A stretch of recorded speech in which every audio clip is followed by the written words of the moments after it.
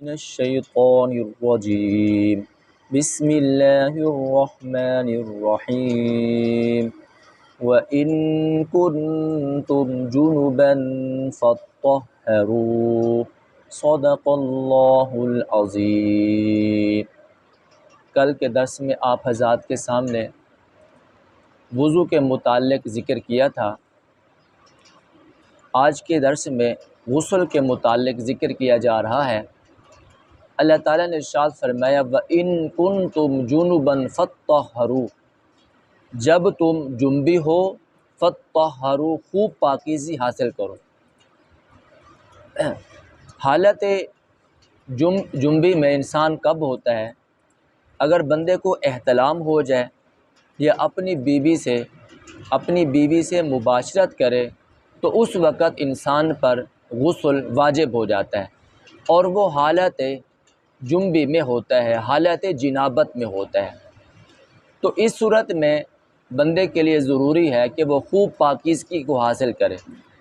حالت جنابت کے اندر نہ تو بندہ نماز پڑھ سکتا ہے، نہ قرآن کریم کو چھو سکتا ہے اور نہ ہی مسجد میں داخل ہو سکتا ہے۔ حالت جنابت میں جس وقت بندہ ہوتا ہے اس کے لیے اللہ تعالیٰ نے ہی ارشاد فرمایا وَإِن كُنتُمْ جُنُبًا فَاطَّهَّرُوا، خوب پاکیزگی کو حاصل کرو۔ جب بندہ حالت جنابت میں ہوتا ہے تو یہ ناپاک ہوتا ہے اور یہ نجس نہیں ہوتا۔ نجس ہونے کا یہ مطلب ہے اب اگر یہ کسی کو چھوئے تو دوسرا پاک آدمی ناپاک نہیں ہوگا۔ اگر اس کا جسم کسی کے کپڑے کے ساتھ لگ جائے تو کپڑا ناپاک نہیں ہوگا۔ اگر یہ کسی کو مصافحہ کرے یا معانقہ کرے تو دوسرا پاک آدمی ناپاک نہیں ہوگا۔ یہ خود تو ناپاک ہے لیکن نجس نہیں ہے کہ دوسرے کو بھی ناپاک کر دے۔ حضرت ابو ہریرہ رضی اللہ تعالیٰ عنہ ارشاد فرماتے ہیں ایک مرتبہ میں حالت جنابت میں تھا، میری ملاقات سرکار دو عالم صلی اللہ علیہ وسلم کے ساتھ ہوئی تو آپ صلی اللہ علیہ وسلم نے میرا ہاتھ پکڑ لیا اور مجھے اپنے ساتھ بٹھا لیا۔ کیونکہ میں حالت جنابت میں تھا اس لیے میری کوشش تھی کہ سرکار دو عالم صلی اللہ علیہ وسلم مجھے اجازت دیں تاکہ میں غسل کر لوں۔ آپ صلی اللہ علیہ وسلم دوسرے کام میں مشغول ہوئے تو میں جلدی سے اٹھا اور گھر گیا اور غسل کیا، اور غسل کر کے آپ صلی اللہ علیہ وسلم کی محفل میں دوبارہ آیا اور پھر میں نے آپ صلی اللہ علیہ وسلم کو ساری بات بتا دی۔ یا رسول اللہ، جب آپ نے مجھے ہاتھ ملایا، آپ نے میرا ہاتھ پکڑا تو مجھے عجیب حالت محسوس ہوئی، اس لیے کہ میں حالت جنابت میں تھا۔ میں نہیں چاہتا تھا کہ میں آپ کو سلام کرتا یا آپ کی محفل میں بیٹھتا۔ آپ صلی اللہ علیہ وسلم نے ارشاد فرمایا اس لیے تم جلدی محفل سے چلے گئے تھے۔ حضرت ابو ہریرہ رضی اللہ تعالیٰ عنہ نے ارشاد فرمایا یا رسول اللہ، میں غسل کرنے کے لیے گیا تھا۔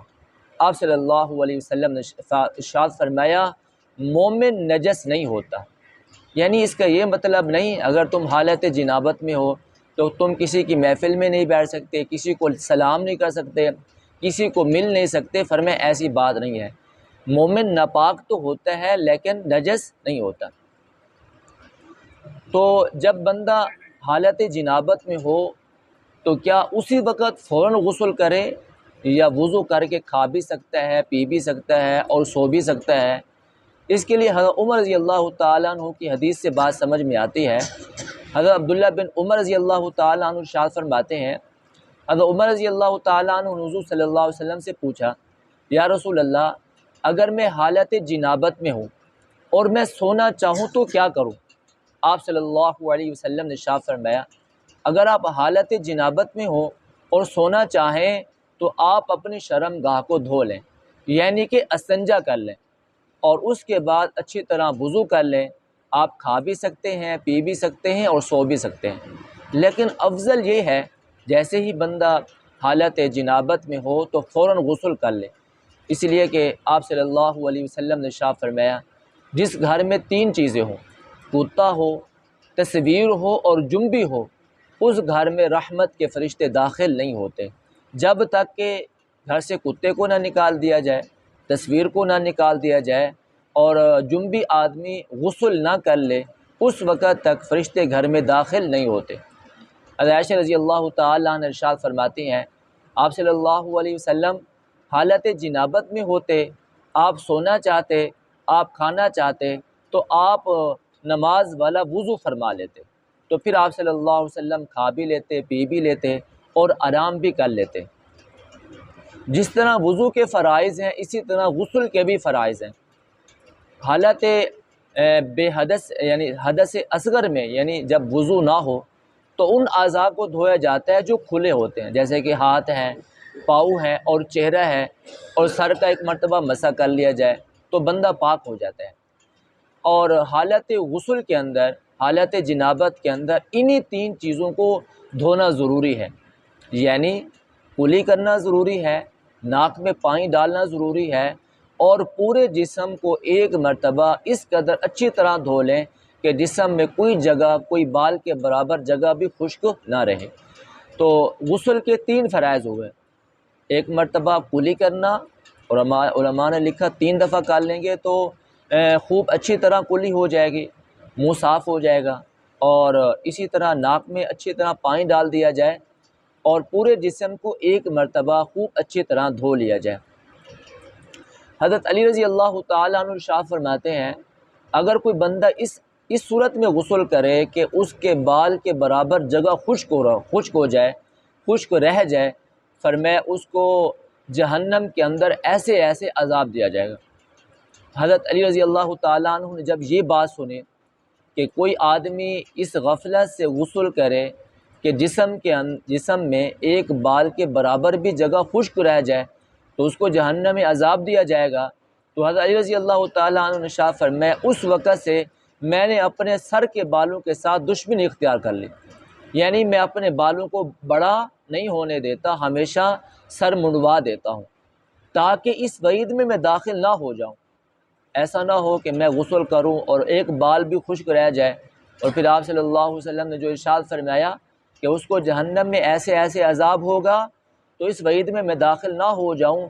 آپ رضی اللہ تعالیٰ عنہ ہمیشہ سر کے بالوں کو منڈوا دیا کرتے تھے، بالوں کو بلا نہیں ہونا دیا کرتے تھے۔ اب غسل کرنے کا طریقہ کیا ہے؟ یہ تو فرائض ہیں جو بتا دیے گئے، آپ صلی اللہ علیہ وسلم نے غسل کا طریقہ بھی بتایا۔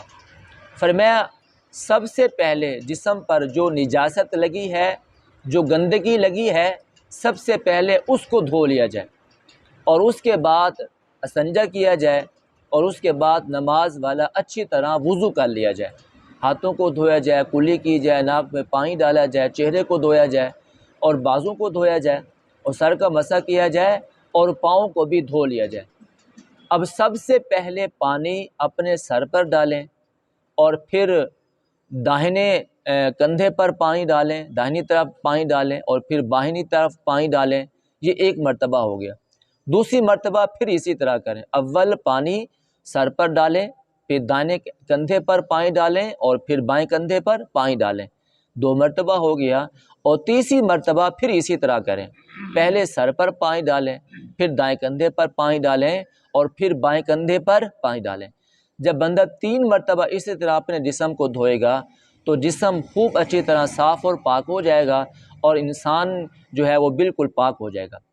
اسی طرح وہ عورت جو حالت حیض کے اندر ہے یا حالت نفاس کے اندر ہے، جب وہ حالت حیض اور حالت نفاس سے پاک ہو جائے تو اس پر بھی غسل کرنا فرض ہے۔ بہرحال اللہ تعالیٰ نے ارشاد فرمایا وَإِن كُنتُمْ جُنُبًا فَطَّهَّرُوا، جب تم حالت جنبی کے اندر ہو، حالت جنابت کے اندر ہو، فَطَّهَّرُوا، خوب پاکیزگی کو حاصل کرو۔ دعا کریں اللہ تعالیٰ سے، اللہ تعالیٰ ہم سب کو حضور صلی اللہ علیہ وسلم کے بتائے ہوئے طریقے کے مطابق غسل کرنے کی توفیق عطا فرمائے۔